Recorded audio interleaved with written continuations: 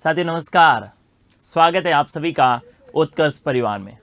देखिएगा, संसद के बारे में अपन बात कर रहे थे और संसद की जो समितियां रहती है उसके संदर्भ में आज अपन बात करने वाले हैं। सबसे पहले बात करेंगे कि कितने प्रकार की समितियां होती हैं, कौन कौन सी हैं जो वित्तीय समितियां होती हैं, कौन कौन सी हैं जो विभागीय समितियां होती हैं, समितियों का गठन क्यों किया जाता है और ये समितियां किस प्रकार से कार्य करती हैं। और साथ में अपन ये भी जानेंगे कि संसदीय समितियों से संबंधित किस प्रकार के प्रश्न एग्जाम में पूछे जाते हैं, उनको लेकर आज की सेशन में बात करने वाले हैं। देखिएगा, इससे पूर्व अपन संसद के बारे में, संसदीय प्रस्तावों के बारे में पढ़ा था कि संसद के प्रस्ताव कौन कौन से रहते हैं। उसी प्रकार से संसदीय समितियों के बारे में अपन बात करेंगे। किसके बारे में? संसदीय समितियां। देखिए, जिस प्रकार संसदीय प्रस्तावों के बारे में पढ़े थे तब मैंने कहा था संसदीय प्रस्तावों का भी उद्देश्य क्या होता है? कार्यपालिका पर संसद के द्वारा क्या स्थापित करना? नियंत्रण स्थापित करना। कार्यपालिका पर संसद का क्या स्थापित करना? नियंत्रण स्थापित करना। जैसे ध्यान आकर्षण प्रस्ताव क्या था, काम रोको प्रस्ताव क्या था, विशेषाधिकार प्रस्ताव क्या था। ये सारे के सारे जो हैं संसद के सदस्य जो हैं संबंधित विभाग के मंत्री या सरकार का ध्यान आकर्षित करवाते हैं किसी लोक महत्व के विषय पर, या फिर मैं बात कहूं किसी मंत्री ने कोई गलत तथ्य सदन में पेश कर दिया है जिससे किसी विशेष अधिकारों का हनन हुआ है, तो उससे संबंधित जो प्रस्ताव लाते हैं उसको अपन क्या बोलते हैं? संसदीय प्रस्ताव बोलते हैं। उसी प्रकार से संसद में जो बहुत सारी ऐसी संसदीय समितियों का गठन होता है, इन संसदीय समितियों को मैं मोटे तौर पर जो 3 भागों में बांट के देखेंगे। अपन कितने भागों में बांट सकते हैं? अपन इसको संसदीय समितियों को मोटे तौर पर 3 भागों में बांटा जाता है। 3 भाग कौन कौन से? सबसे पहले आपको ध्यान में रखनी है वित्तीय समितियां। कौन सी समितियों के बारे में बात करेंगे अपन? वित्तीय समितियां। और देखिए, वित्तीय समितियों में अपन 3 प्रकार की समितियों के बारे में पढ़ेंगे। सबसे महत्वपूर्ण समिति जिसको अपन कहते हैं लोक लेखा समिति, इसका प्रश्न कई बार एग्जाम में पूछा जाता है। दूसरा जो रहती है उस समिति का नाम है प्राक्कलन समिति, जिसे अपन अनुमान या मितव्ययता समिति के नाम से भी जानते हैं। और तीसरी जो समिति रहती है उसको अपन बोलते हैं लोक उद्यम समिति। कौन सी समिति? लोक उद्यम समिति। ये तो 3 प्रकार की तो कौन सी समितियों के बारे में पढ़ेंगे अपन? वित्तीय समितियां। इसके बाद दूसरी जो रहती हैं वो रहती हैं विभागीय समितियां। कौन सी समितियां? विभागीय समितियां। विभागीय समितियों के बारे में भी जानेंगे। और इसके बाद में एक और महत्वपूर्ण समिति होती है जिसको अपन बोलते हैं संयुक्त संसदीय समिति। संयुक्त संसदीय समिति, जिसे अपन क्या बोलते हैं? JPC, joint parliament committee. ये भी महत्वपूर्ण है। किसी भी प्रकार के भ्रष्टाचार के संदर्भ में इस प्रकार की समिति का गठन किया जाता है, इसके बारे में भी ध्यान में रखना है। देखिए, अपन संसदीय समितियों को मुख्य तौर पर कितने भागों में बांट सकते हैं? 3 भागों में। सबसे पहले वित्तीय समितियां जो महत्वपूर्ण होती हैं, लोक लेखा समिति, दूसरी प्राक्कलन या अनुमान समिति, और तीसरी कौन सी? लोक उद्यम या सार्वजनिक उद्यम समिति। फिर विभागीय समितियां, प्रत्येक विभाग से संबंधित जो जो मुख्य रूप से विभाग हैं उन विभागों से संबंधित एक समिति का गठन किया जाता है। अगली जो रहती है वो है संयुक्त संसदीय समिति, जिसका नाम क्या अपन के वो क्या बोलते हैं? जॉइंट पार्लियामेंट कमेटी, जिसे अपन क्या बोलते हैं? जेपीसी। अब एक बात क्लियर कर दूं, ये जितने भी प्रकार की समितियों के बारे में अपन पढ़ने वाले हैं, इनका संविधान में कहीं पर भी कोई उल्लेख नहीं किया गया है। ध्यान से सुनिएगा, मैं क्या कहना चाह रहा हूं। मैं कह रहा हूं कि जो भी अपन वित्तीय समितियां पढ़ेंगे, जो भी अपन विभागीय समितियां पढ़ेंगे, या फिर जो जॉइंट पार्लियामेंट कमेटी पढ़ेंगे, इनका भारतीय संविधान में कहीं पर भी कोई उल्लेख नहीं किया गया है। अब क्यों नहीं किया गया है, इसके पीछे कारण सुनिएगा। और इसका गठन संविधान के कौन से आर्टिकल के आधार पर किया जाता है वो भी सुनेंगे। और साथ में एकमात्र ऐसी समिति जिसका भारतीय संविधान में उल्लेख किया गया है वो कौन सी है, उसके बारे में भी बात करेंगे। सबसे पहले बात करें संसदीय समितियों का गठन क्यों किया जाता है। संसदीय समितियों का गठन, संसदीय समितियों का गठन क्यों किया जाता है? तो संसदीय समितियों का गठन मैंने कहा किस लिए किया जाता है? कार्यपालिका पर। किस पर? कार्यपालिका। और कार्यपालिका में कौन होती है? सरकार। कौन होती है? सरकार। और कार्यपालिका में कौन होते हैं? जनता के प्रतिनिधि। कौन होते भाई? जनता के प्रतिनिधि। भारत में अप्रत्यक्ष लोकतंत्र को स्वीकार किया गया है। कौन से लोकतंत्र को स्वीकार किया गया है? अप्रत्यक्ष या प्रतिनिधि लोकतंत्र को स्वीकार किया गया है। तो जनता अपनी शक्तियों का प्रयोग स्वयं न करके जनता अपनी शक्तियों को चुने हुए जनप्रतिनिधियों को सौंप देती है और ये जनप्रतिनिधि ही उन शक्तियों का क्या करते हैं, प्रयोग करते हैं। क्लियर है बात। अब उन जनप्रतिनिधियों में से कुछ जो हैं ये सरकार बनाते हैं, सरकार का हिस्सा होते हैं। इनमें से कुछ क्या बनते हैं, मंत्री बनते हैं। इनके अलावा बाकी के क्या रहते हैं, सांसद रहते हैं। तो सांसद जो जनता के प्रतिनिधि हैं, सरकार में जो शामिल मेंबर हैं, जो मंत्री परिषद और प्रधानमंत्री हैं, वो जनता के प्रतिनिधि के रूप में सही कार्य कर रहे हैं अथवा नहीं कर रहे हैं, इसके लिए संसद उन पर समय समय पर इस प्रकार के नियंत्रण स्थापित करने हेतु, जैसे संसदीय प्रस्ताव है, संसदीय समितियां हैं, या फिर संसद के सत्र के दौरान प्रश्नकाल और शून्यकाल जैसी जो व्यवस्था है, वो भी एक प्रकार से कार्यपालिका पर संसद के द्वारा क्या नियंत्रण स्थापित करने का क्या एक प्रयास है। तो मैंने क्या कहा कि कार्यपालिका पर संसद का नियंत्रण स्थापित करने हेतु, कार्यपालिका पर संसद का नियंत्रण स्थापित करने हेतु संसदीय समितियों का गठन किया जाता है। संसदीय समितियों का गठन किया जाता है। किसका गठन किया जाता है, संसदीय समितियों का गठन क्यों किया जाता है, सबसे पहले कारण आपको जानना जरूरी होगा। कार्यपालिका पर संसद का नियंत्रण स्थापित करने हेतु संसदीय समितियों का क्या किया जाता है, गठन किया जाता है। और मैंने कार्यपालिका का मतलब बता दिया, कार्यपालिका का मतलब क्या है, सरकार। ठीक है। दूसरी बात आपको यह ध्यान में रखनी है कि इन संसदीय समितियों का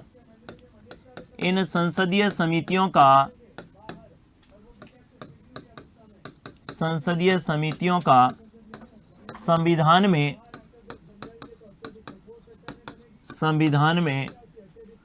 उल्लेख नहीं है, संविधान में उल्लेख नहीं है। लेकिन दूसरी बात आप ध्यान में रखेंगे कि ये जो संसदीय समितियां हैं, इन संसदीय समितियों के गठन का आधार, संसदीय समितियों के गठन का आधार जो है, संसदीय समितियों के गठन का आधार भारतीय संविधान का कौन सा आर्टिकल है, अनुच्छेद 118। क्योंकि आर्टिकल 118 में संसद की प्रक्रिया एवं नियमों के संदर्भ में प्रावधान किया गया है और इन्हीं प्रक्रिया एवं नियमों के तहत जो है किसका गठन किया जाता है, संसदीय समितियों का गठन किया जाता है। संविधान में कहीं पर भी इन संसदीय समितियों का उल्लेख नहीं है, न लोकलेखा समिति का संविधान में उल्लेख है, न प्राक्कलन समिति का संविधान में उल्लेख है, न आपके संयुक्त संसदीय समिति का उल्लेख है, न विभागीय समितियों का उल्लेख है। लेकिन इन सब के गठन के संदर्भ में जो प्रक्रिया एवं नियम है वो उसका आधार भारतीय संविधान का कौन सा आर्टिकल है, आर्टिकल 118 है। ये भी आपको ध्यान में रखना है। अब दूसरा प्रश्न ये पूछा जाता है कि भारतीय संविधान में उल्लेखित एकमात्र समिति कौन सी। तो ध्यान से सुनिएगा, भारतीय संविधान में उल्लेखित एकमात्र समिति, भारतीय संविधान में उल्लेखित एकमात्र समिति कौन सी है। तो एकमात्र समिति आप ध्यान में रखेंगे कौन सी, राजभाषा समिति। बड़ा अच्छा प्रश्न हो सकता है कि भारतीय संविधान में उल्लेखित एकमात्र समिति कौन सी है, एकमात्र समिति कौन सी है, राजभाषा समिति। और इस राजभाषा समिति का उल्लेख संविधान के कौन से अनुच्छेद में है। तो राजभाषा समिति का उल्लेख आर्टिकल 344(2) में किया गया है। राजभाषा समिति का उल्लेख जो है भारतीय संविधान के कौन से आर्टिकल में, 344 में किया गया है। और इस राजभाषा समिति में कुल 30 सदस्य होते हैं। कितने मेंबर होते हैं, 30 सदस्य होते हैं। 30 में से 20 सदस्य कहां से आते हैं, लोकसभा से, और 10 सदस्य कहां से आते हैं, राज्यसभा से। 30 में से 20 सदस्य कहां से, लोकसभा से, और 10 सदस्य कहां से आते हैं, राज्यसभा से आते हैं। ये आपको ध्यान में रखना है। तो एकमात्र समिति जिसका संविधान में उल्लेख किया गया है वो कौन सी करेंगे आप, राजभाषा समिति। कौन सी करेंगे, राजभाषा समिति। ये थोड़ा सा ध्यान में रखिएगा, 344(4) रहेगा ना। 344(2) में तो किसका उल्लेख है ये भी क्लियर कर देते हैं। 344(2) 344(2) में उल्लेख किया गया है राजभाषा आयोग का। राजभाषा आयोग का उल्लेख कौन से आर्टिकल में है? 344(2), जबकि 344(4) में किसका उल्लेख है? राजभाषा समिति का। ध्यान से सुनिएगा, राजभाषा समिति भारतीय संविधान में एकमात्र ऐसी समिति है जिसका संविधान में उल्लेख किया गया है, और आर्टिकल कौन सा? 344(4). कितने मेंबर होते हैं राजभाषा समिति में? 30 सदस्य होते हैं। 30 में से 20 जो हैं लोकसभा से, और 10 कहां से आते हैं? राज्यसभा से। एकमात्र आयोग में कह सकता हूं, इनके अलावा बहुत सारे ऐसे आयोग होंगे, लेकिन भाषा के संदर्भ में एकमात्र ऐसा आयोग जिसका संविधान में उल्लेख किया गया है, वो भी आप ध्यान में रख सकते हैं, राजभाषा आयोग। तो पहले आयोग आएगा, इसको क्लियर करने के लिए पहले आयोग का उल्लेख 344(2) में और राजभाषा समिति का उल्लेख 344(4) में है, इसको आपको ध्यान में रखना है। अब अगला प्रश्न अपने से पूछा जाता है कि संसदीय समितियों की शुरुआत भारत में कौन से अधिनियम के तहत हुई? अच्छा प्रश्न हो सकता है। संसदीय समितियों की शुरुआत भारत में 1919 का जो मॉन्टेग्यू सेम्सफोर्ड अधिनियम था, जिसे अपन 1919 का भारत शासन अधिनियम के नाम से जानते हैं, उस अधिनियम के द्वारा पहली बार जो है संसदीय समितियों की क्या होती है? शुरुआत होती है। तो ध्यान से सुनिएगा, भारत में संसदीय समितियों की शुरुआत, भारत में संसदीय समितियों की शुरुआत, संसदीय समितियों की शुरुआत 1919 के मॉन्टेग्यू सेम्सफोर्ड अधिनियम के द्वारा, 1919 के मॉन्टेग्यू सेम्सफोर्ड अधिनियम, 1919 के मॉन्टेग्यू सेम्सफोर्ड अधिनियम के द्वारा, मॉन्टेग्यू सेम्सफोर्ड अधिनियम के द्वारा की गई। और पहली समिति कौन सी बनी? तो ये आप ध्यान में रख सकते हैं, 1921 में प्रथम समिति बनी, जिसको अपन क्या बोलते हैं? लोक लेखा समिति का गठन हुआ। लोक लेखा समिति का गठन हुआ। लोक लेखा समिति का क्या हुआ? गठन हुआ है। भाई भारत में संसदीय शासन प्रणाली को अपनाया गया है, और संसदीय शासन प्रणाली की शुरुआत धीरे धीरे भारत में जो ब्रिटिश सरकार के द्वारा जो एक्ट लाए गए थे, जैसे 1919 का था, 1935 का था, 1909 का था, उन एक्ट के माध्यम से धीरे धीरे भारत में संसदीय शासन प्रणाली की शुरुआत हो चुकी थी। इसीलिए तो संविधान सभा के जो मेंबर थे ना, उन्होंने अध्यक्षात्मक शासन प्रणाली को न अपनाकर कौन सी शासन प्रणाली को अपनाया? संसदीय शासन प्रणाली। उन्होंने कहा हम इस प्रणाली से परिचित हैं, और परिचित क्यों हैं? क्योंकि धीरे धीरे इसकी शुरुआत अंग्रेजों ने भारत में कर दी थी, और उसी को अपनाकर अपन जो है भारत की संविधान सभा ने संसदीय शासन प्रणाली को स्वीकार किया। ठीक है, अध्यक्षात्मक शासन प्रणाली एकदम अपने लिए नई थी, और दूसरी बात, अध्यक्षात्मक शासन प्रणाली में उत्तरदायित्व की भावना नहीं थी, यानी उत्तरदायित्व, सामूहिक उत्तरदायित्व जैसा कोई सिद्धांत वहां पर है ही नहीं। अध्यक्षात्मक शासन प्रणाली में कोई मंत्री सरकार अपने कार्यों के प्रति उत्तरदायी नहीं है, तो फिर ऐसी सरकार का कोई औचित्य भारत जैसे देश में संभव नहीं है। इसको आप ध्यान में रखिएगा। इसीलिए भारत में संसदीय शासन प्रणाली की शुरुआत की गई, और संसदीय शासन प्रणाली से संबंधित जो संसदीय समितियां हैं, इनकी शुरुआत भारत में 1919 के मॉन्टेग्यू सेम्सफोर्ड अधिनियम के तहत हो चुकी थी, और 1921 में पहली समिति जो है कौन सी बनी थी? लोक लेखा समिति, जिसे अपन क्या बोलते हैं? पब्लिक अकाउंट कमेटी, पीएसी के नाम से जानते हैं। अब एक एक करके समितियों के बारे में बात करें। सबसे पहले जिस समिति के बारे में बात करेंगे, वित्तीय समितियों के संदर्भ में।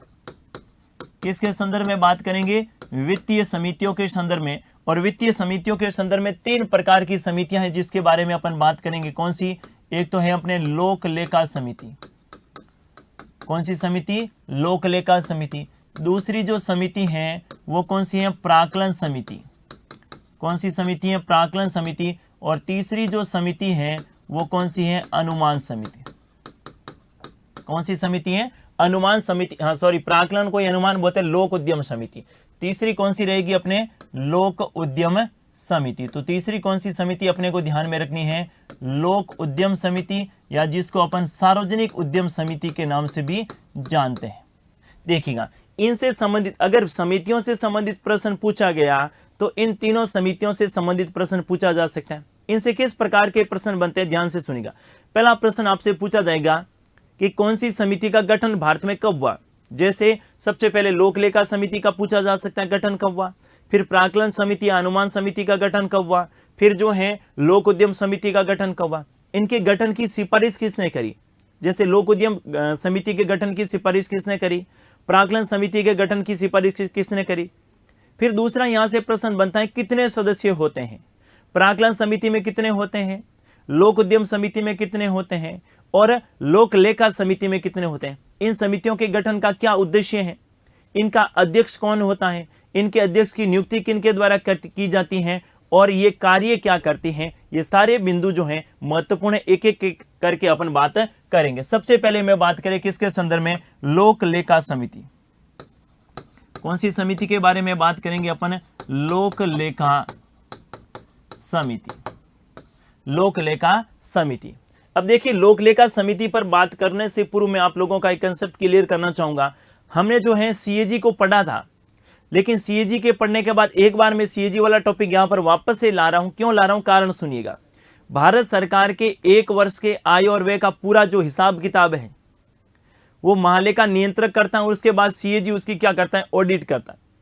ऑडिट करके एक रिपोर्ट जो है ये राष्ट्रपति को सौंपता है, राष्ट्रपति उस रिपोर्ट को संसद के पटल पर रखते हैं और संसद में जिस समिति का गठन होता है उस समिति को क्या कहा जाता है, लोक लेखा समिति कहा जाता है। मैं क्या कह रहा हूं, भारत ने, ये सरकार है, सरकार ने एक वर्ष में, ध्यान से सुनिएगा बहुत ही महत्वपूर्ण, अगर इस बात को आपने समझ लिया तो लोक लेखा समिति बिल्कुल क्लियर हो जाएगी। सरकार ने एक वर्ष में कितना खर्चा किया, तो ऐसा था नहीं सरकार ने जहां मर्जी वहां खर्चा कर दिया। सरकार को एक एक पाई का हिसाब देना होता है, हिसाब देना होता है ना। तो सरकार ने एक वित्तीय वर्ष में कितना व्यय किया उसकी पूरी की पूरी ऑडिट की जाती है। उसके बाद एक रिपोर्ट तैयार करता है कौन, सीएजी, नियंत्रक एवं महालेखा परीक्षक। और सीएजी अपनी इस रिपोर्ट को किनको सौंपता है, राष्ट्रपति को। किनको सौंपता है, राष्ट्रपति को। राष्ट्रपति इस रिपोर्ट को कहां रखते हैं, संसद में। और संसद में जिस समिति का गठन होता है उसका नाम क्या है, लोक लेखा समिति, जिसे अपन क्या बोलते हैं, पीएसी बोलते हैं। तो ये जो सबसे महत्वपूर्ण समिति मैं कह सकता हूं, वित्तीय समितियों में सबसे महत्वपूर्ण समिति कौन सी है, लोक लेखा समिति। महत्वपूर्ण क्यों है, तो ध्यान से सुनिएगा। सरकार ने एक वर्ष में कितना व्यय किया है। अब सरकार व्यय कहां से करेगी, सरकार व्यय करेगी भी संचित निधि से। सरकार जितना भी खर्चा करती है ये सरकार खर्चा कहां से करती है, संचित निधि से। कहां से करती हैं, संचित निधि। और संचित निधि में जो धन है वो किनका है, जनता का है। सरकार कोई अपने घर से पैसे लेकर नहीं आती है। सरकार जो भी व्यय करेगी कहां से करेगी, भारत की संचित निधि, जिसका उल्लेख भारतीय संविधान के आर्टिकल 266 में है। और आर्टिकल 266 में यह प्रावधान किया गया है कि संचित निधि में जो भी पैसा है इस पर संसद का नियंत्रण रहेगा। किनका रहेगा, संसद का। अर्थात पहली बात तो संसद यहां पर स्वीकृति देगी संचित निधि से धन खर्च करने के संदर्भ में। और धन खर्च करने के बाद सरकार ने सही किया अथवा नहीं किया उसकी पूरी की पूरी जांच वापस संसद के पास आएगी। तो संसद में जिस समिति का गठन होता है बोलो उसे क्या बोलते हैं, लोक लेखा समिति बोलते हैं। तो पहली बात तो आपको ध्यान में रखनी है, वित्तीय समितियों में सबसे महत्वपूर्ण समिति क्या ध्यान में रखेंगे, वित्तीय समितियों में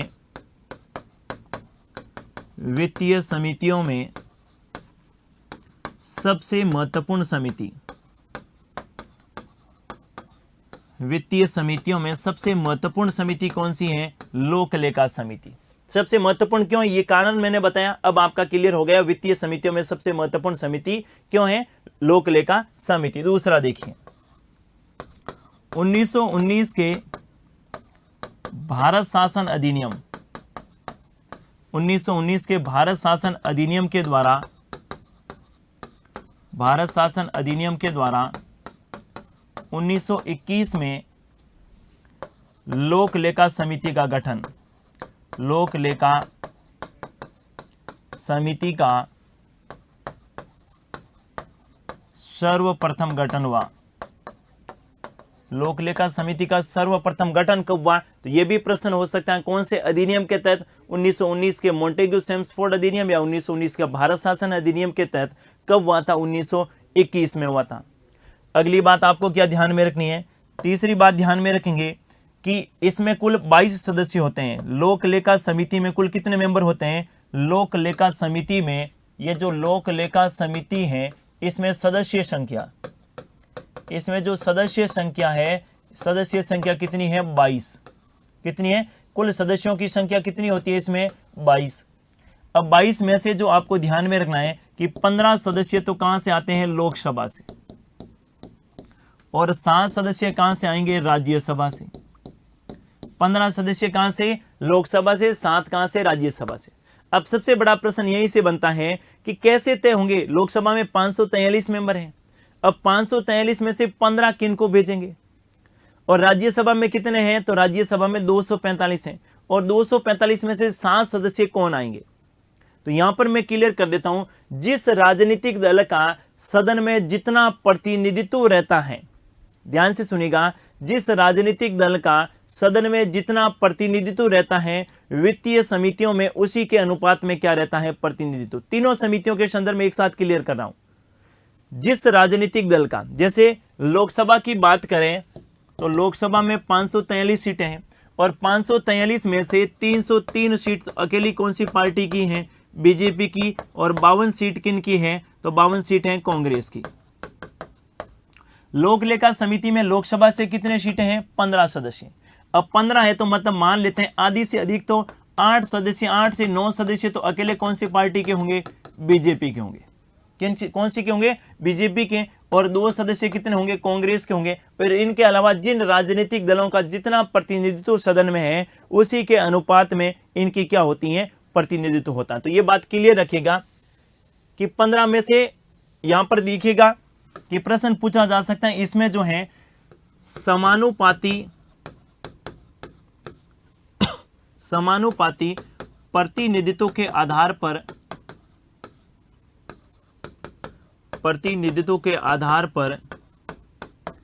लोक लेखा समिति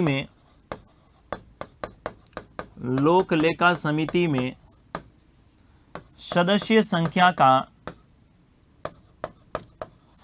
संख्या का निर्धारण किया जाता है। सदस्य संख्या का निर्धारण किया जाता है, और इसको मैं यूं कहूं सामान्य भाषा में कि जिस राजनीतिक दल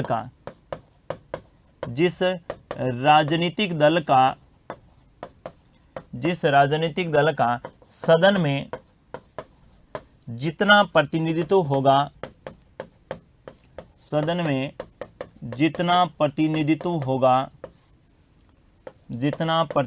होगा, उसी के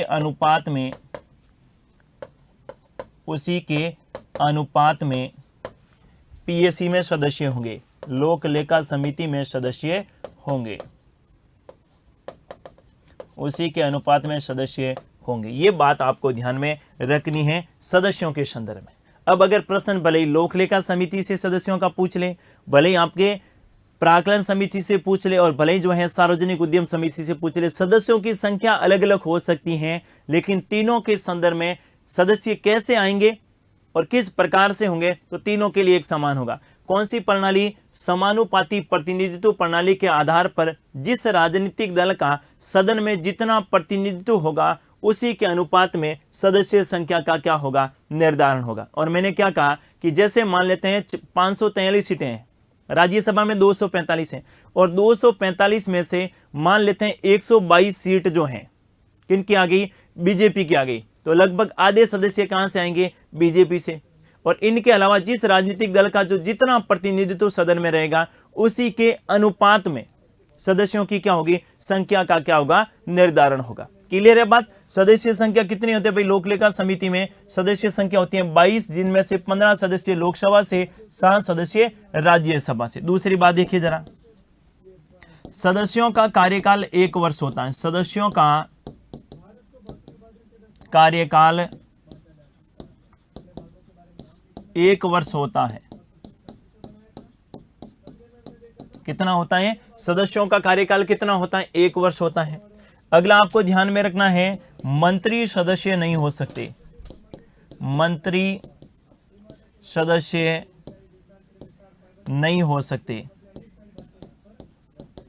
मंत्री सदस्य नहीं हो सकते। ये अच्छा प्रश्न है। देखिए जरा, मंत्री सदस्य क्यों नहीं हो सकते? कारण सुनिएगा। कारण समझ लिया तो बिल्कुल कंसेप्ट क्लियर रहेगा। भाई मंत्री किसका हिस्सा है? कार्यपालिका का। कार्यपालिका का है ना? ठीक है, हाँ, मंत्री कार्यपालिका का हिस्सा है। और इन समितियों का गठन क्यों किया जाता है? कार्यपालिका पर नियंत्रण स्थापित करने के लिए। जब कार्यपालिका पर नियंत्रण स्थापित करने के लिए जिस समिति का गठन किया जाता है और उस समिति में अगर कार्यपालिका के सदस्य हैं तो क्या वो समिति सही ढंग से कार्य कर पाएगी? नहीं कर पाई। इसीलिए ऐसा प्रावधान किया गया कि जितनी भी ये वित्तीय समितियां होगी, भले ही लोक लेखा समिति हो, भले ही आपके प्राक्कलन समिति हो और भले ही आपके कौन सी लोक उद्यम समिति हो, इसमें मंत्री सदस्य नहीं हो सकता, अर्थात कार्यपालिका का कोई भी सदस्य इसमें शामिल नहीं होगा। सदस्यों का कार्यकाल कितना होगा? 1 वर्ष होगा। नेक्स्ट आप क्या ध्यान में रखेंगे? लोक लेखा समिति के अध्यक्ष के बारे में देखिए जरा। लोक लेखा समिति का अध्यक्ष, लोक लेखा समिति के अध्यक्ष के बारे में बात करें तो लोक लेखा समिति के अध्यक्ष की नियुक्ति किन के द्वारा की जाती है? लोकसभा अध्यक्ष के द्वारा। किन के द्वारा की जाती हैं? लोकसभा अध्यक्ष के द्वारा। लोक लेखा समिति के अध्यक्ष की नियुक्ति किन के द्वारा की जाएगी? लोकसभा के अध्यक्ष के द्वारा। यहां पर आपको क्या ध्यान में रखना है? अब अध्यक्ष के द्वारा नियुक्ति तो कर दी, लेकिन अध्यक्ष किसे नियुक्त करेगा? यह भारत में एक बहुत ही अच्छी बात है। और देखिएगा 1967 से शुरुआत की गई कि लोक लेखा समिति का अध्यक्ष, लोक लेखा समिति का जो अध्यक्ष होगा, लोक लेखा समिति का जो अध्यक्ष होगा ये विपक्षी दल का सदस्य होगा। विपक्षी दल का सदस्य होगा। विपक्षी दल का क्या होगा? सदस्य होगा। ये शुरुआत भारत में 1967 से हुई। और क्या शुरुआत हुई कि जो लोक लेखा समिति है इसके अध्यक्ष की नियुक्ति करेगा तो कौन? लोकसभा का अध्यक्ष है, लेकिन होगा कौन? विपक्षी दल का सदस्य। साथ ही लोक लेखा समिति का जो अध्यक्ष रहेगा, दूसरी बात क्या ध्यान में रखेंगे? लोक लेखा समिति का जो अध्यक्ष होगा वो लोकसभा का सदस्य होगा। लोक लेखा समिति का जो अध्यक्ष होगा वो कहां का होगा? लोकसभा का सदस्य होना चाहिए। लोकसभा का क्या होना चाहिए? सदस्य होना चाहिए। लोकसभा का क्या होना चाहिए? सदस्य होना चाहिए। यह भी आपको ध्यान में रखना है। क्लियर है बात? लोक लेखा समिति के अध्यक्ष के संदर्भ में अगर प्रश्न पूछे कि बताइए लोक लेखा समिति के अध्यक्ष की नियुक्ति किन के द्वारा की जाती है? आप कहेंगे लोकसभा के अध्यक्ष के द्वारा। दूसरा, कौन किसको नियुक्त करेगा? लोकसभा का सदस्य होना चाहिए। यानी जो ये 7 राज्यसभा के सदस्य रहते हैं लोक लेखा समिति में, इन 7 में से अध्यक्ष किसी को भी नहीं बनाया जा सकता। अध्यक्ष हमेशा किसका बनेगा? लोकसभा का सदस्य बनेगा। अब लोकसभा का सदस्य क्यों बनेगा? कारण सुन लीजिएगा। लोक लेखा समिति का गठन क्यों किया जाता है? कि जनता के खर्च, जनता के धन का सही उपयोग हुआ अथवा नहीं हुआ। कहीं जनता के धन का कार्यपालिका ने दुरुपयोग तो नहीं कर दिया। और जनता का सदन कौन सा है? लोकसभा है। जनता का सदन कौन सा है? लोकसभा है। इसीलिए लोक लेखा समिति का अध्यक्ष हमेशा क्या होता है? लोकसभा का सदस्य होता है। दूसरी बात क्या ध्यान में रखेंगे? इसका अध्यक्ष हमेशा विपक्षी दल के सदस्यों को बनाया जाता है। जैसे वर्तमान में जो है अधीर रंजन चौधरी क्या है? लोक लेखा समिति के अध्यक्ष हैं। अब विपक्षी दल के सदस्यों को इसीलिए बनाया जाता है क्योंकि कार्यपालिका पर नियंत्रण स्थापित करने के लिए सरकार ने सही ढंग से पैसा खर्च किया है अथवा नहीं किया है उसकी समीक्षा करने के लिए बनी है। तो अगर सरकार के किसी सदस्य को इसका सदस्य बना देंगे, अगर इसका अध्यक्ष बना देंगे तो ये तो एक प्रकार से प्राकृतिक न्याय के क्या होगी? विरुद्ध होगी। भाई जिसकी जांच कर रहे हैं इनका काम क्या है? इनका काम है कि सरकार ने जो धन खर्च किया है और सीएजी ने जो रिपोर्ट सौंपी है उसकी क्या करना? समीक्षा करनी है।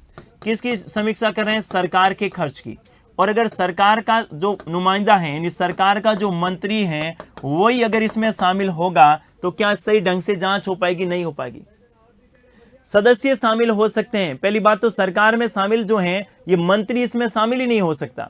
और दूसरी बात, सत्ताधारी पार्टी के किसी सदस्य को इसका अध्यक्ष नहीं बनाया जा सकता है। अध्यक्ष हमेशा कौन सी पार्टी का बनेगा? विपक्षी पार्टी का बनेगा। और विपक्षी पार्टी का क्यों बनेगा? कारण सुन लीजिएगा। कारण मैंने क्या बताया? सरकार के खर्च का क्या कर रही है? जो सीएजी ने रिपोर्ट सौंपी उसकी क्या कर रही है? समीक्षा कर रही है। और अगर सरकार का अध्यक्ष इसी बनेगा तो क्या सही ढंग से जांच होगी? नहीं हो पाएगी। इसीलिए बहुत ही जबरदस्त व्यवस्था की गई है कि लोक लेखा समिति का अध्यक्ष हमेशा कौन होगा? विपक्षी दल का कौन होगा? सदस्य होगा। और वर्तमान में अध्यक्ष कौन है? तो वर्तमान में अध्यक्ष, ध्यान से सुनिएगा, वर्तमान लोक लेखा समिति के अध्यक्ष हैं अधीर रंजन चौधरी। कौन है? अधीर रंजन चौधरी जो हैं वर्तमान में क्या है? लोक लेखा समिति के क्या हैं? अध्यक्ष हैं। ये विपक्षी दल के नेता नहीं है, ये विपक्षी दल के सदस्य हैं। विपक्षी दल का नेता तो कैसे बनेगा? लोकसभा में 10% सीटें प्राप्त होगी तभी बनेगा, और वर्तमान में लोकसभा में बीजेपी के अलावा, ठीक है, विपक्षी दल बीजेपी के अलावा ही रहेगा। तो विपक्षी दल को किसी भी को भी 10% सीटें प्राप्त नहीं हुई हैं। कांग्रेस को मात्र 52 सीटें मिली हैं, और 10% का मतलब जो है 55 सीटें चाहिए होती हैं। इसीलिए 2 लगातार लोकसभा हो गई। कौन कौन सी? 16वीं और 17वीं लोकसभा। इन दोनों लोकसभा में कोई भी विपक्ष का नेता नहीं है। ये जो है लोक लेखा समिति का अध्यक्ष है कौन? अधीर रंजन चौधरी। अब बात करते हैं लोक लेखा समिति के कार्य। लोक लेखा समिति के कार्य देखिएगा, लोक लेखा समिति के कार्यों के संदर्भ में बात करें तो सुनिएगा, यह है संचित निधि। संचित निधि, संचित निधि में क्या है? संचित निधि में धन है। भारत की सरकार जितना भी अपन टैक्स देते हैं, जितनी भी सरकार की आय होती है, सारी की सारी कहाँ जमा होती है? संचित निधि। और संचित निधि पर किसका नियंत्रण रहता है? संसद का। यह है सरकार, जिसको मैं क्या कह सकता हूं? कार्यपालिका। ये क्या करती हैं? धन का खर्च। धन को खर्च कौन करती है? कार्यपालिका। इसके बाद नेक्स्ट आपको ध्यान में रखना है, नेक्स्ट आप क्या ध्यान में रखेंगे कि यहां पर जो है अब इनकी हिसाब किताब, सरकार के कहां कितना धन खर्च किया है उसकी पूरी हिसाब किताब रखने का काम कौन करता है? हिसाब किताब, अकाउंट का काम कौन करता है? तो यहां पर करता है सीजीए, सीएजी नहीं, सीजीए, महालेखा नियंत्रक। और इसके बाद ये अपनी रिपोर्ट, इसकी ऑडिट कौन करता है? ऑडिट कौन करता है? तो ऑडिट करता है कौन? सीजीए, सॉरी सीएजी है ना। ऑडिट कौन करेगा? सीएजी, जिसको अपन क्या बोलते हैं? नियंत्रक एवं महालेखा परीक्षक। जिसको अपन क्या बोलते हैं? नियंत्रक एवं महालेखा परीक्षक। नियंत्रक एवं महालेखा परीक्षक, ठीक है। अब ये अपनी वार्षिक रिपोर्ट किनको सौंपते हैं? राष्ट्रपति को। किनको सौंपते हैं? राष्ट्रपति को। राष्ट्रपति इस रिपोर्ट को कहां रखता है? संसद में। और संसद में जिस समिति का गठन होता है उसको अपन क्या बोलते हैं? पीएसी बोलते हैं, लोक लेखा समिति। अर्थात लोक लेखा समिति का कार्य क्या होता है? लोक लेखा समिति का कार्य होता है कि कार्यपालिका ने जो जनता के धन का खर्च किया है उसकी जांच, उसकी हिसाब किताब का काम जो सीजीए ने किया है, और सीजीए के बाद जब सीएजी ने उनकी समीक्षा की है, उनकी जो ऑडिट की है, और इनके बाद जो रिपोर्ट राष्ट्रपति को सौंपी है, राष्ट्रपति ने रिपोर्ट संसद में रखी है, और संसद में जो समिति बनी है, इनका कार्य क्या होगा कि सरकार ने जो धन का खर्च किया है वो सही है अथवा नहीं है। देखिए कितनी, ऐसा नहीं है कि सरकार की जहां मर्जी, कितनी सारी प्रक्रिया कितनी अच्छी, लेकिन अगर यही प्रक्रिया सही ढंग से संचालित हो तो भारत में राजनेता और कोई व्यक्ति जो सरकार से जुड़ा हुआ है वो 1 रुपया भी भ्रष्टाचार के रूप में प्राप्त नहीं कर पाता। लेकिन ये केवल अपन बाहरी दिखावे के रूप में है। वास्तविकता में क्या होता है ये हम सब लोग भली भांति जानते हैं। लेकिन अगर यही सिस्टम जो है स्ट्रिक्टली लागू और यही सिस्टम जो है एकदम पारदर्शी हो और सरकार के एक एक पाई के हिसाब के संदर्भ में सही जांच हो, और तो फिर सरकारें क्या घोटाले कर पाएंगी? नहीं कर पाएगी। सरकारें कभी घोटाले नहीं कर पाएगी अगर ये वाला सिस्टम क्या है? सही है। लेकिन इस सिस्टम की शुरुआत में ही कमियां हैं। शुरुआत में कमियां क्या? देखिए जरा, ये जो सरकार धन खर्च करती है, ठीक है, अब जो ये जो नियंत्रक एवं महालेखा परीक्षक होता ना, इसकी नियुक्ति कौन करता है? इसकी नियुक्ति करता है राष्ट्रपति। नियंत्रक एवं महालेखा परीक्षक की नियुक्ति कौन करता है? राष्ट्रपति। और राष्ट्रपति किसकी परामर्श पे करता है? मंत्रिपरिषद। बस हो गया काम, तो कल्याण तो यही हो गया। ठीक है, मैंने क्या कहा? यही से शुरुआत गड़बड़ है। नियंत्रक एवं महालेखा, किसी भी एक अच्छे लोकतंत्र के लिए 4 तत्वों का होना बेहद ज्यादा जरूरी होता है, और उनमें से एक क्या है? ये सीएजी का पद है, नियंत्रक एवं महालेखा परीक्षक। लेकिन नियंत्रक एवं महालेखा परीक्षक की नियुक्ति कौन करता है? राष्ट्रपति करता है। राष्ट्रपति किसकी परामर्श से करता है? मंत्री परिषद की परामर्श से करेगा। तो कितने कलेक्टर तो बहुत सारे, आईएएस भाई प्रशासनिक अधिकारी तो बहुत सारे होते हैं। अब किसी एक प्रशासनिक अधिकारी को किसी एक जो है अखिल भारतीय सेवा का जो IAS अधिकारी है उसको CAG बनाया जाता है, तो CAG कौन बना रहा है? सरकार बना रही है। तो वो सरकार के खिलाफ किसी भी प्रकार की जांच में ऐसा कहेगा कि सरकार ने यह घोटाला किया? नहीं कहेगा। मैं कह रहा हूं ना, अगर ये सिस्टम सही हो तो सरकार के द्वारा जनता के धन का 1 रुपया भी गलत खर्च नहीं किया जा सकता है और सरकार का कोई राजनेता या सिस्टम कहीं पर किसी प्रकार का कोई भ्रष्टाचार नहीं कर सकता। ये पहली बार यहां गड़बड़ कर दी गई है। अब देखिए जरा, इसमें शुरुआत की मांग चल रही है कि नियंत्रक एवं महालेखा परीक्षक की नियुक्ति के लिए एक समिति का गठन किया जाए जिसमें विपक्षी दल का सदस्य भी शामिल हो और एक ऐसे व्यक्ति को CAG बनाया जाए जिसका किसी भी राजनीतिक दल के साथ कोई संबंध नहीं हो। लेकिन ये अभी तक संभव नहीं हो पाया है। मांग लंबे समय से चल रही है कि नियंत्रक एवं महालेखा परीक्षक एक ऐसे प्रशासनिक अधिकारी को बनाया जाए जिनका राजनीति से दूर दूर तक कोई वास्ता नहीं हो। तो कार्य क्या करेगा पीसी? इस डायग्राम को अगर आपने समझ लिया तो इस लोक लेखा समिति के कार्यों को भी समझ लेंगे। देखिए जना, लोक लेखा समिति के कार्य के संदर्भ में क्या करता है? लोक लेखा समिति के कार्य क्या है? तो आपको ध्यान में रखना है कि CAG ने जो रिपोर्ट किनको दी है? राष्ट्रपति को दी है। राष्ट्रपति ने इस रिपोर्ट को कहां रखा है? संसद में। और संसद में जो समिति बनती है कौन सी? PSC। अर्थात CAG की रिपोर्ट की क्या करना? समीक्षा करना। CAG की रिपोर्ट की क्या करना? समीक्षा करना।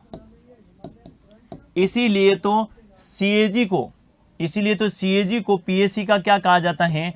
इसीलिए CAG को यानी नियंत्रक एवं महालेखा परीक्षक को लोक लेखा समिति का क्या कहा जाता है? मित्र एवं मार्गदर्शक भी कहा जाता है। क्या कहा जाता है? मित्र एवं मार्गदर्शक कहा जाता है। क्यों कहा जाता है? कि जहां कहीं पर भी लोक लेखा समिति को मदद की आवश्यकता होगी वो किससे मदद लेगी?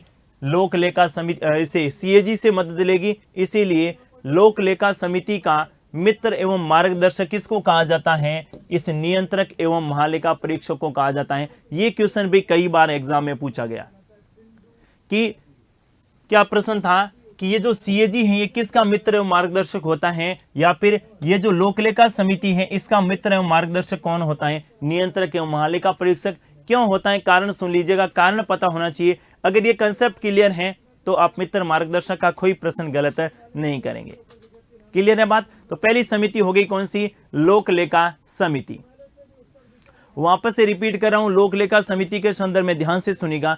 लोक लेखा समिति का बारे में बात करें तो सबसे महत्वपूर्ण समिति है लोक लेखा। सबसे महत्वपूर्ण समिति, जितनी भी वित्तीय समितियां पढ़ने वाले हैं इनमें सबसे महत्वपूर्ण समिति लोक लेखा समिति है। संविधान में लोक लेखा समिति का उल्लेख नहीं किया गया है। इनका गठन जो है 1919 के मॉन्टेग्यू चेम्सफोर्ड अधिनियम के द्वारा 1921 में सर्वप्रथम हुआ और इसके बाद में जब संविधान लागू हो गया तो उसके बाद में तो संसद के गठन होते इसका गठन हो गया।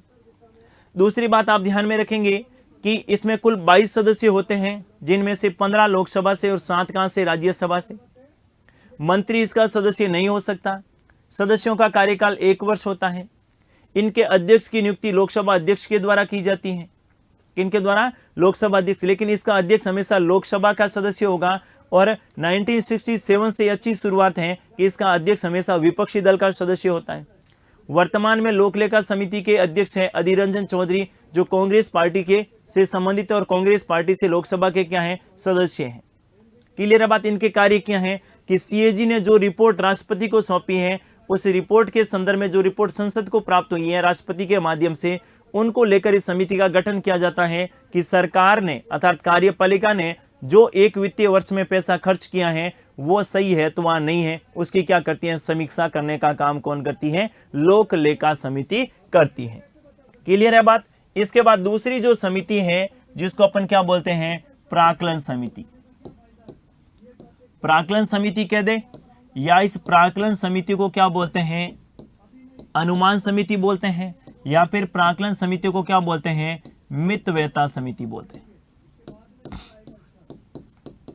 तीनों एक ही नाम है, ठीक है। जैसे प्रारूप समिति को अपन पढ़ रहे थे ना, तो मैंने कहा प्रारूप समिति को पांडुलेखन समिति भी कहते हैं, प्रारूप समिति को अपने मसौदा कमेटी भी कहते हैं और प्रारूप समिति को ड्राफ्टिंग कमेटी भी कहते हैं। उसी प्रकार से प्राक्कलन समिति भी कहते हैं, अनुमान समिति भी कहते हैं और मितव्ययता समिति के नाम से भी जाना जाता है।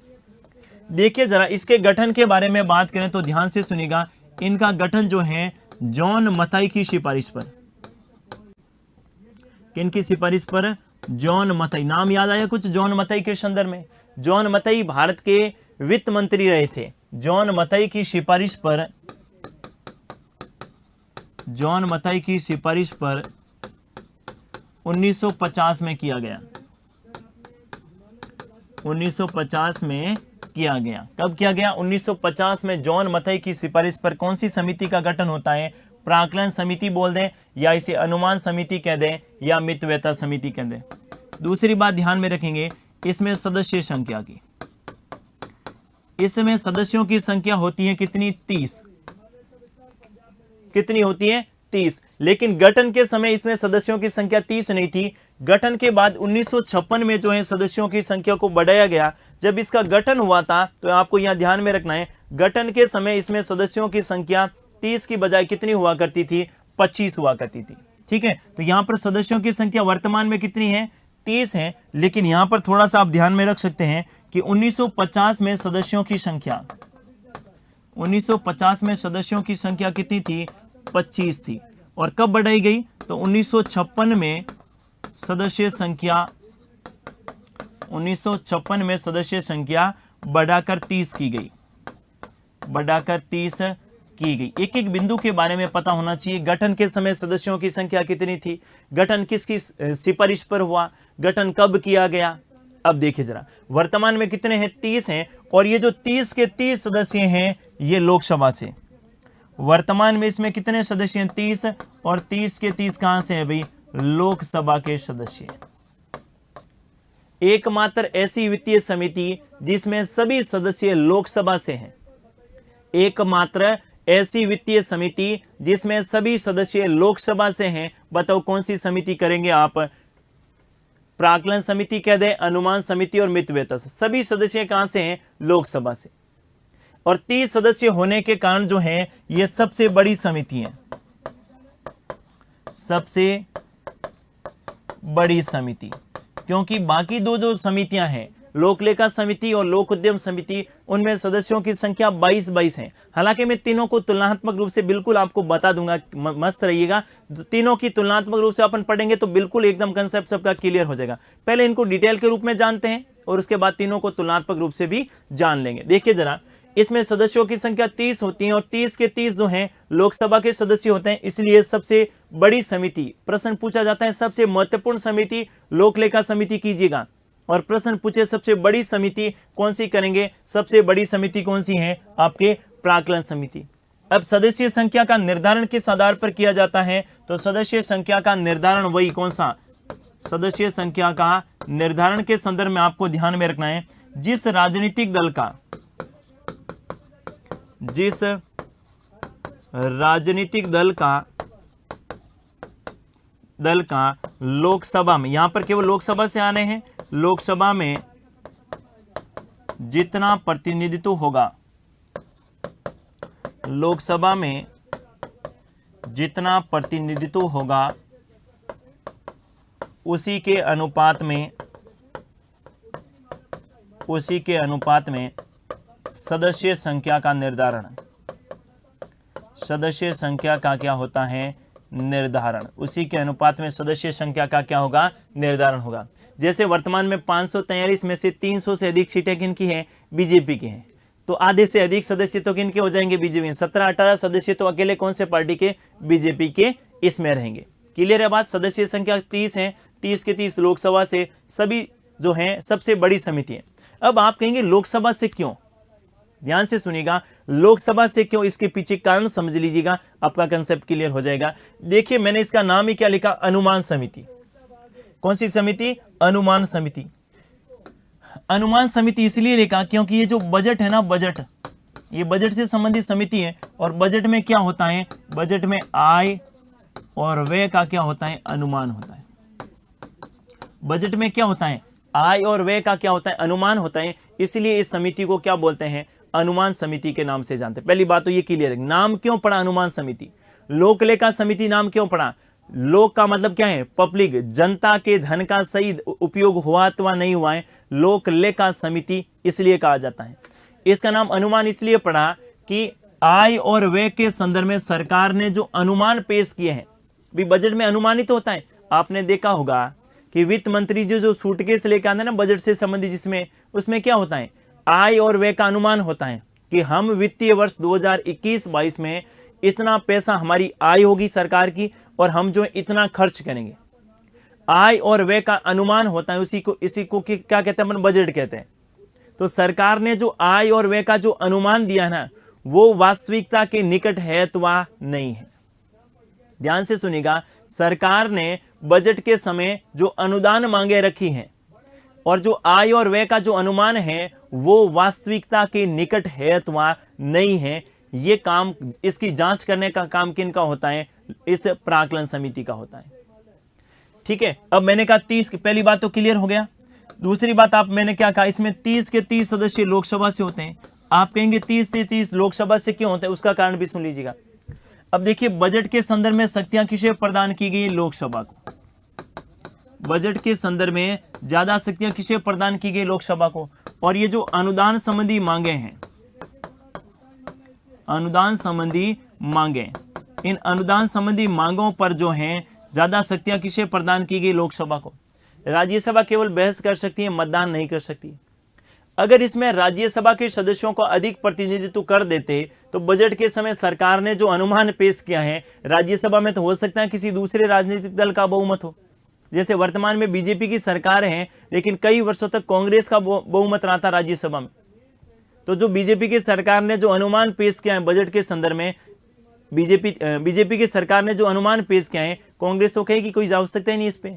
ठीक है, इसीलिए ऐसी व्यवस्था की गई कि लोक लेखा समिति में भले ही सदस्य संख्या अलग अलग हो, उसमें राज्यसभा का प्रतिनिधित्व भी स्वीकार किया गया, लेकिन प्राक्कलन समिति में सभी के सभी सदस्य कहां से होंगे, लोकसभा से। क्यों होंगे, क्योंकि ये बजट से संबंधित हैं और बजट से संबंधित सरकार ने जो अनुदान मांगे पेश किए हैं उसमें राज्यसभा को ज्यादा शक्तियां नहीं दी गई हैं, किनकी तुलना में, लोकसभा की तुलना में।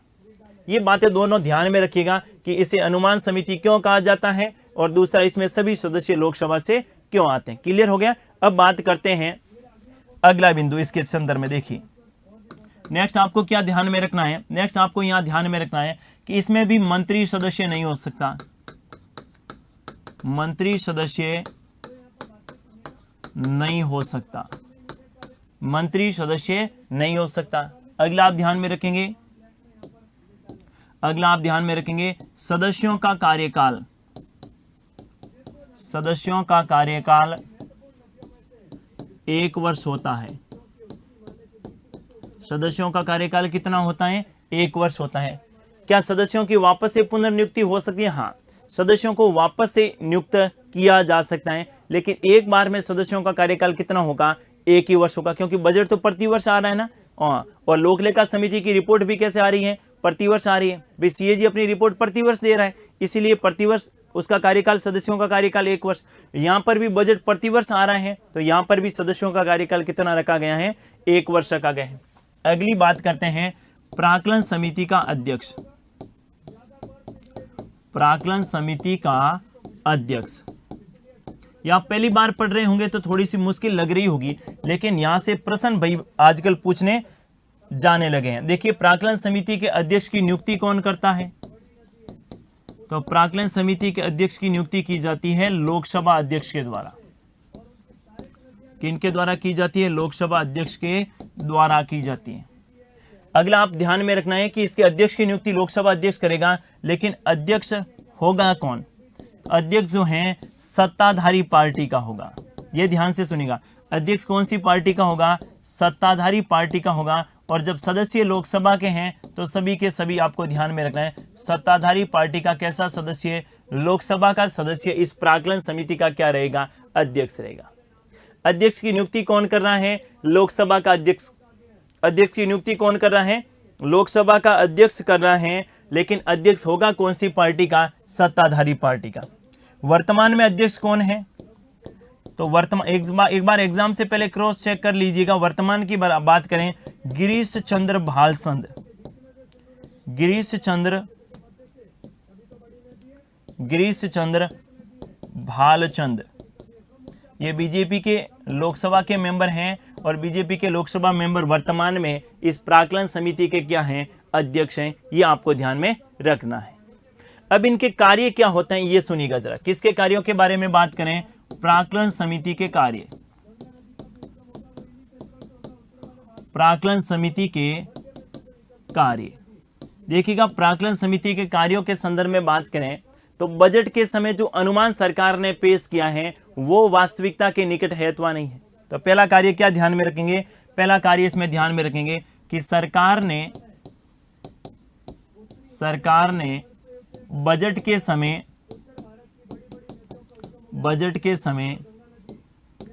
जो अनुमान पेश किया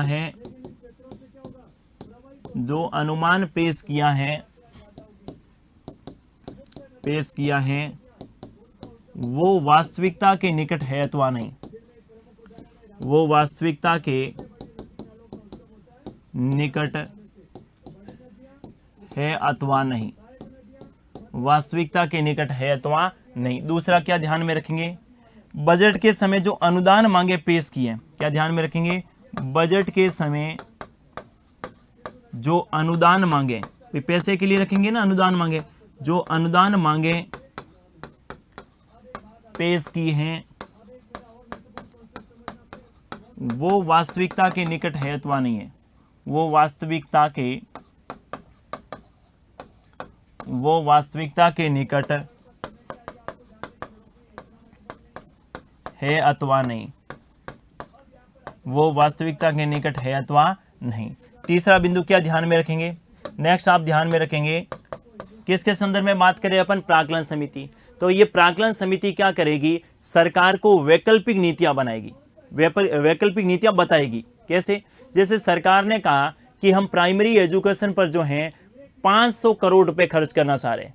सरकार ने अनुदान मांग पेश की एजुकेशन के संदर्भ में और उसमें प्राइमरी एजुकेशन के संदर्भ में सरकार ने क्या कहा, हम 500 करोड़ रुपए खर्च करना चाह रहे हैं।